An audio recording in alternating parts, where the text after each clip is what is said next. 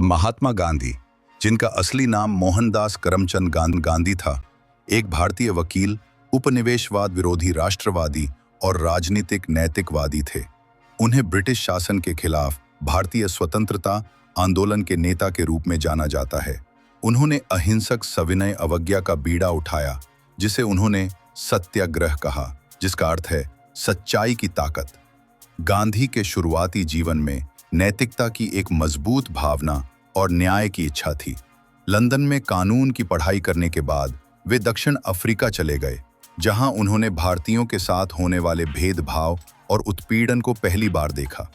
ये दक्षिण अफ्रीका में ही था कि उन्होंने अहिंसक प्रतिरोध के अपने दर्शन को विकसित करना शुरू किया, विरोध प्रदर्शनों का आयोजन किया और अपने देशवासियों के अधिकारों की वकालत की। 1915 में भारत लौटने पर गांधी जल्दी ही भारतीय राष्ट्रीय कांग्रेस में एक प्रमुख व्यक्ति बन गए। उन्होंने सविनय अवज्ञा के कई अभियान चलाए, जिसमें 1930 का नमक मार्च भी शामिल था, जहां उन्होंने और उनके अनुयायियों ने ब्रिटिश नमक एकाधिकार के विरोध में समुद्र तक मार्च किया और खुद नमक बनाया। इस अवज्ञा के कार्य ने कई अन्य लोगों के साथ भारतीय लोगों को एकजुट किया और भारतीय स्वतंत्रता के मुद्दे को वैश्विक ध्यान में लाया। अहिंसा के प्रति गांधी की अटूट प्रतिबद्धता, उनकी सादगी भरी जीवन शैली और सभी वर्गों के लोगों से जुड़ने की उनकी क्षमता ने उन्हें एक प्रिय और सम्मानित नेता बना दिया।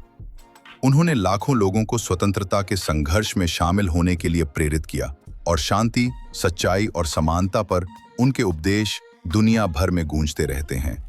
15 अगस्त 1947 को भारत को आखिरकार अपनी स्वतंत्रता मिली, एक ऐतिहासिक जीत जो बड़े पैमाने पर गांधी के आजीवन प्रयासों के कारण थी।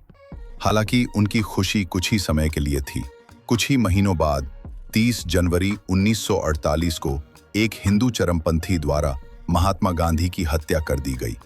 उनके दुखद अंत के बावजूद राष्ट्रपिता और शांति और अहिंसा के वैश्विक प्रतीक के रूप में गांधी की विरासत बनी हुई है। उनका जीवन और उनकी शिक्षाएं शांतिपूर्ण प्रतिरोध की शक्ति और भारी बाधाओं के बावजूद भी सही के लिए खड़े होने के महत्व की एक निरंतर याद दिलाती हैं।